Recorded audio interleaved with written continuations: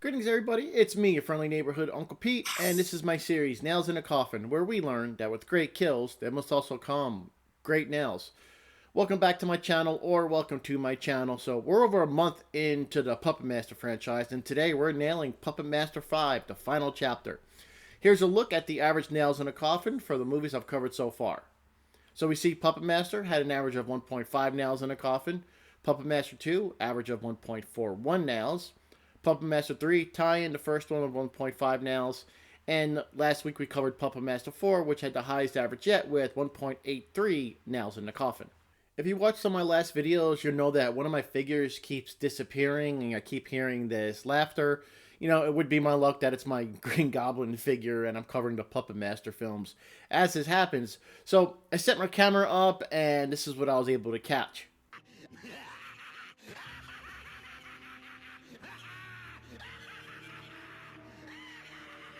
So far, I haven't caught him moving again. MJ thinks it's all in my imagination, so hopefully my senses will keep me, alert in case anything else happens. We're discussing Puppet Master 5 this week, and this movie is a direct sequel to Part 4, and both of those films were actually shot back to back.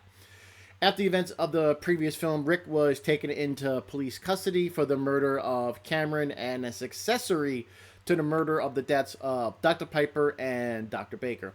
However, Dr. Jennings, the new director of the artificial intelligence research project that Rick was working on, he's Rick's new temporary superior, and he gets Rick out on bail. Blade was confiscated. I don't know why they were picking on Blade. They only chose him, but he actually escapes from police the evidence room, and he jumps into Susie's bag, Rick's girlfriend, when she goes to pick him up. Lauren is lying comatose in the hospital following the events at the end from the previous film. Meanwhile, in the underworld, Sutek is still upset over his defeat at the end of Puppet Master 4. So now he decides to take matters into his own hands, and he infuses his life essence into his very own totem figure. Dr. Jennings did pay for Rick's bail, but it was for nefarious reasons. He was talking to Rick, and he learned that the puppets, sans Blade, are still at the inn, which is when the inn was shut down due to law enforcement. Of course, he wants Toulon's secret because blah, blah, blah, rich corporation, greed, blah, blah. So, Dr. Jennings actually hires some goons and they head to a hotel to go find the other puppets. Rick has a nightmare about his girlfriend Susie in a tub filled with bloody water. Pinhead is holding her and Tunneler is drilling into her side of her head. He wakes up, he finds Blade by his side, and he kind of sensed something was wrong, and he's talking to Blade, and he pretty much decides, hey, we need to head to the hotel to go see what's going on. Dr. Jennings and his hired goons arrive at Bodega Bay Inn. Question: if you're hired to break into a building to rob something from it, is this the crap that you would wear to the job? It's like he just got them off of the street. But so they smash a window to get into the inn, and they start searching for the puppets. Susie was sitting in a chair in Lauren's hospital room. She was spending some time with her, visiting her. Lauren is having a nightmare, and she's getting visions of Sutek and Totem. So Lauren's all freaking out. This causes great concern to Susie. So she picks up the phone, and she tries to call Rick, but she can't get a hold of him. So she decides on a plan to actually go to the inn to go warn Rick that Sutek is still out there. Sutek had put his essence into one of the totems, and he sends it to the inn. Jason, one of the goons, is looking around, and he finds the Ouija board from the previous film. In that film, Sutek was able to use the pyramid on the board as a portal. The portal is glowing, and Jason is now looking around the room, and he sees Andre Toulon's trunk. He's looking into it. Totem, who is hiding in there, jumps out for him, and he starts to maul him to death. There's a struggle for about a minute, but Totem gets the better of Jason and kills him. And once Jason is dead, Totem starts to glow like Bruce Leroy, and he sucks out Jason's life energy. Jason was the first kill in Puppet Master 5, and I'm giving him 1.5 nails in a coffin. He just didn't do enough to earn 2 nails, and the way he first looked into the trunk, he stuck his whole head into the trunk instead of moving the little curtain to the side that was in there and actually using his flashlight, and it just looked odd the way, he was searching inside the trunk. When Totem lunged at him, Jason did struggle with him, but I think he should have been able to get Totem off of him. None of the puppets have been shown to have superior strength more than a human.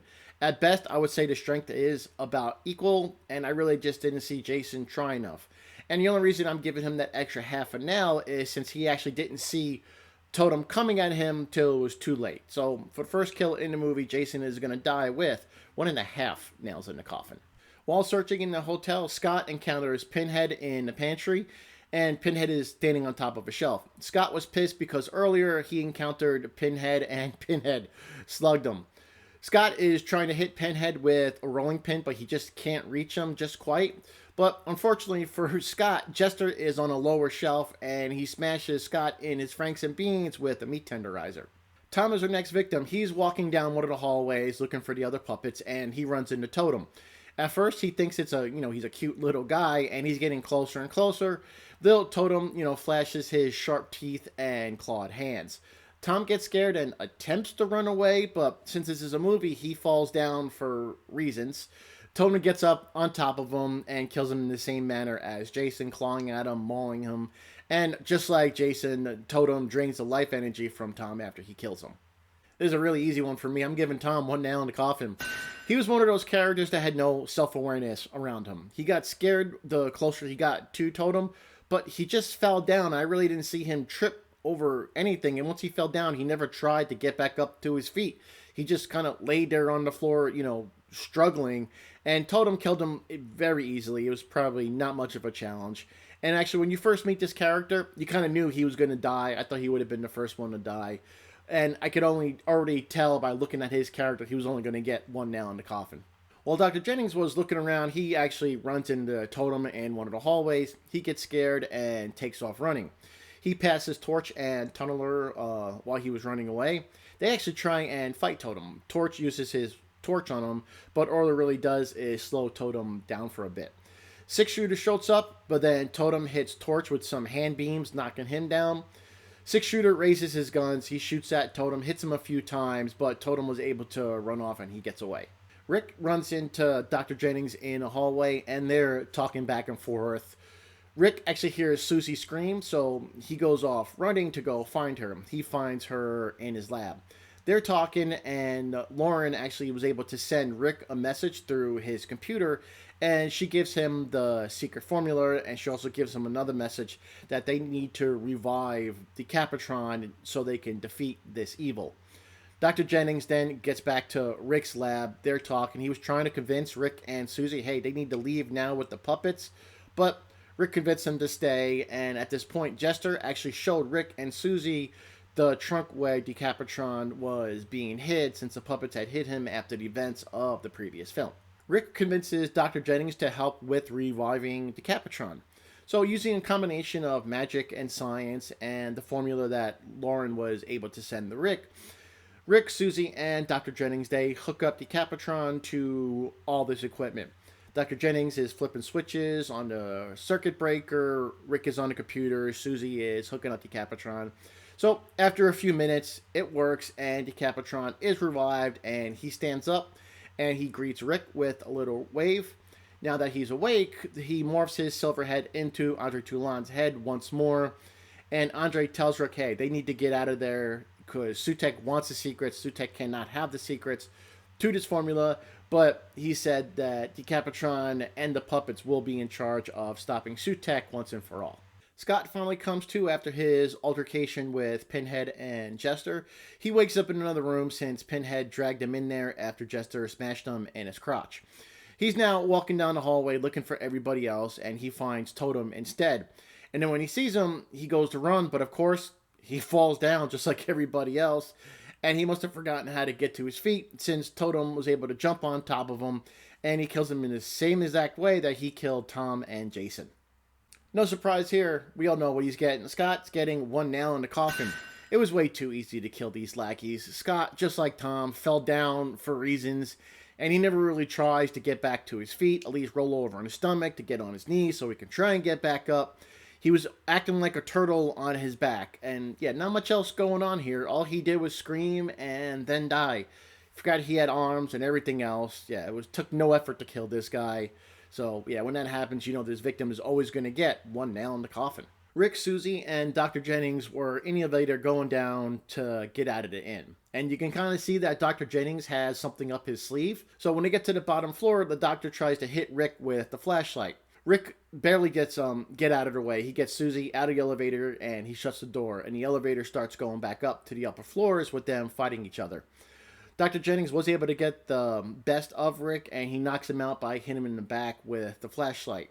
When the doctor gets out of the elevator on the upper floor, the puppets are waiting for him. He sees Torch and Tunneler. Pinhead is behind him. He opens the door to the elevator shaft. Tunneler starts spinning his drill and he starts walking towards the doctor. And the doctor is backing up. He's trying to plead with the puppets. But, of course, it's not going to work. Torch lights him up and he falls down the elevator shaft and dies. The final human death in Puppet Master 5 was Dr. Jennings, and I think you know where I'm going with this one. He's getting one nail in the coffin. He could have tried to run past the puppets. He could have tried to kick them, pick one up and throw it. He didn't do anything at all. He even told them, "You're only puppets." Okay, then why did you just stand there and not even try to get away or defend yourself? You just kept backing up. You could have ran and jumped over them. It's like everybody in this movie forgot that they could move and they had arms because it was way, way too easy to kill every single person in this movie that died. The doctor was very stupid. He tried to betray Rick and the puppets are going to protect their puppet master. And all that resulted in him being torched, falling down the elevator and screaming till his death. Dr. Jennings, you're dying with only one nail in the coffin. It's time for the final battle between Sutek and Andre Toulon with his puppets. Decapitron puts on his electrical bolt head and he confronts the Sutek totem. He tells Sutek that he spent way too much time in the mortal world and that his powers are starting to wane. There's some back and forth between the puppets and Totem. Six Shooter gets some shot off, knocking Totem down. Blade tries to get some stabs in, but Totem hits him, sending him flying.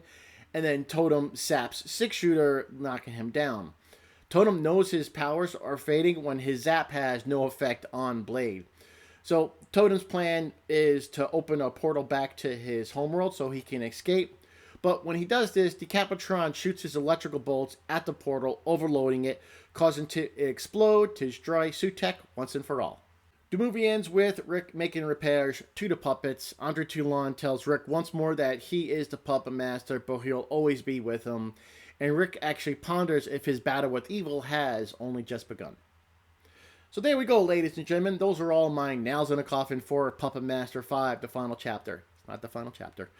Here's a summary of all the nails I've awarded. Here's the average nails in a coffin of all the films I've covered so far. As you can see, after 5 movies, Puppet Master 5 has the lowest average with only 1.13 nails in the coffin. And this week's MVP goes to Decapitron. Now, he's not one of the normal puppets you associate with Puppet Master, but he surely is the MVP for this week. You know, it was the spirit of Andre Toulon. He told Rick, hey, get out of here so I can handle this, so he can defeat Sutek. And he knew Sutek's powers was waning.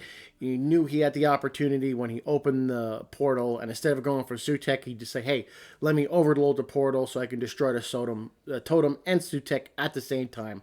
It was a brilliant move. So the MVP for Puppet Master 5 is Decapitron. Thanks again for watching this video. I hope you really enjoyed it. Please hit that subscribe button to help me grow this channel and share this around as well. I'd really love if you could do that. I'll see you here next week when I cover Curse of the Puppet Master. That is if I can avoid, you know who.